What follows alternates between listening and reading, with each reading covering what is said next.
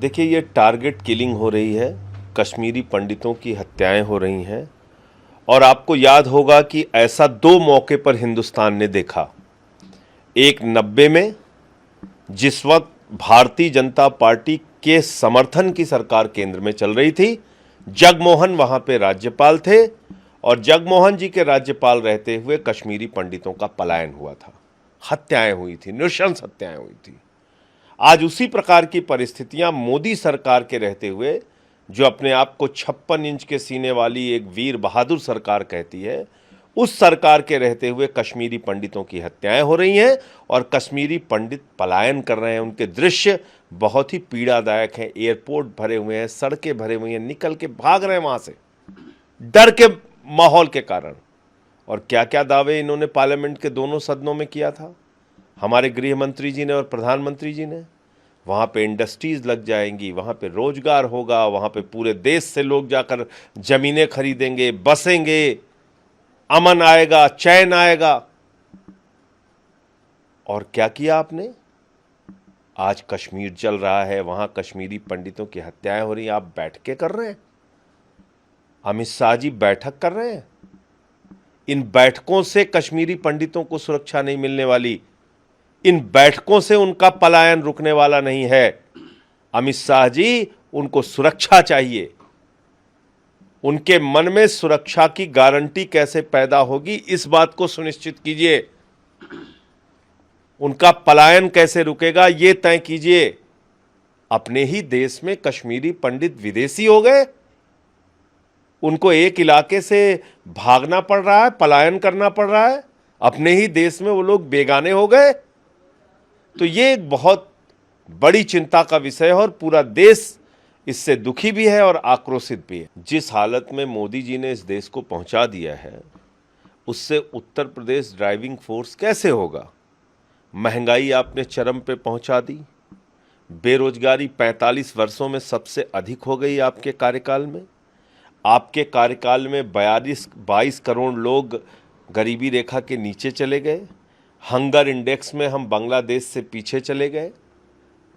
आप रेल बेच रहे हैं, आप सेल बेच रहे हैं, आप कोल बेच रहे हैं, आप LIC बेच रहे हैं, आप बैंक बेच रहे हैं, आप FCI बेच रहे हैं, आप सड़कें बेच रहे हैं, आप बिजली बेच रहे हैं, आप पानी बेच रहे हैं। पूरा हिंदुस्तान बेचने पे आप लगे हुए हैं। कैसे ड्राइविंग फोर्स बनेगा उत्तर प्रदेश, जरा समझाइए हमको। आपसे जब पूछा जाता है तो आप कहते हैं गोबर बेच के नौजवान रोजगार करेगा। तो गोबर बेच के तो भाजपा वालों के लड़के रोजगार नहीं करते, हो तो धनिया बेच के करोड़ों कमाते हैं। नहीं, ये नहीं बताया कि 1 नेशन 1 बिजनेसमैन लाया, ये भी तो बताना चाहिए उनको। आज पूरा देश एक अडानी के कब्जे में पहुंचा दिया, 1 नेशन 1 बिजनेसमैन लेके आए हैं ये।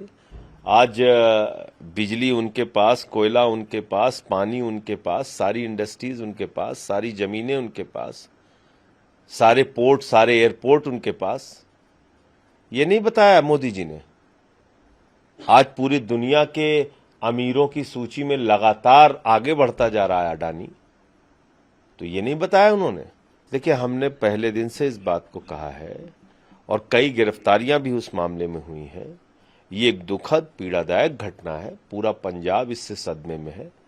और हमने बार बार इस बात को कहा है कि जो भी इसमें दोषी हैं वो बख्शे नहीं जाएंगे, उनको ऐसी सजा मिलेगी जो दूसरों के लिए नजीर होगी।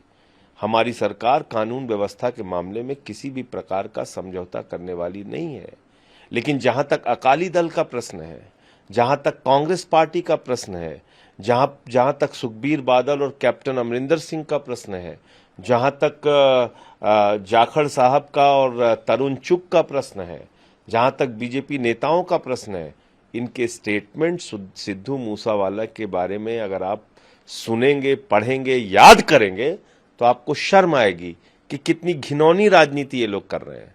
कल तक सिद्धू मूसावाले के बारे में बीजेपी, कांग्रेस, अकाली दल क्या टिप्पणी करती थी, किस प्रकार की भाषा बोलती थी, और आज घड़ियाली आंसू बहाने के लिए लोग राजनीति करने के लिए आगे आए हैं। तो ये बात भी पंजाब के लोग देख रहे हैं। भगवंत मान जी संजीदगी और संवेदनशीलता के साथ कार्रवाई कर रहे हैं। निश्चित रूप से दोषियों को सजा मिलेगी। आज परिवार के पास वो शोक व्यक्त करने के लिए भी, अपनी संवेदना भी व्यक्त करने के लिए गए थे।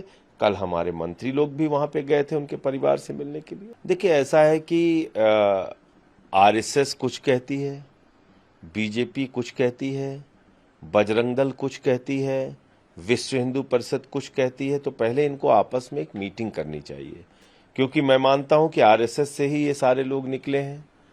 अब इनके जितने भी चेले हैं, कोई प्रधानमंत्री है, कोई मुख्यमंत्री है, तो मैं पूछना चाहता हूं भागवत साहब से कि क्या आपके चेले आपकी बातें नहीं सुन रहे हैं?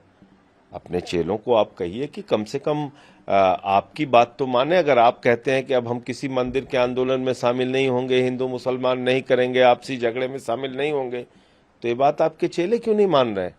भाजपाई तो कोई कहता है मथुरा है, कोई कहता है काशी है, कोई कहता है कुछ है, कोई कहता है कुछ है। तो अपने चेलों को भी तो समझाएं भागवत जी। देखिए, उसमें तमाम विसंगतियां थीं, और आपको याद होगा कि सीए एनआरसी को लेके तमाम बातें पार्लियामेंट के अंदर, सड़क पर और सदन पे कही जा चुकी हैं। तो मुझे लगता है कि उसको उस दृष्टि से देखना चाहिए, और जो चिंताएं राज्य सरकारों की हैं उसको लेना चाहिए गंभीरता से।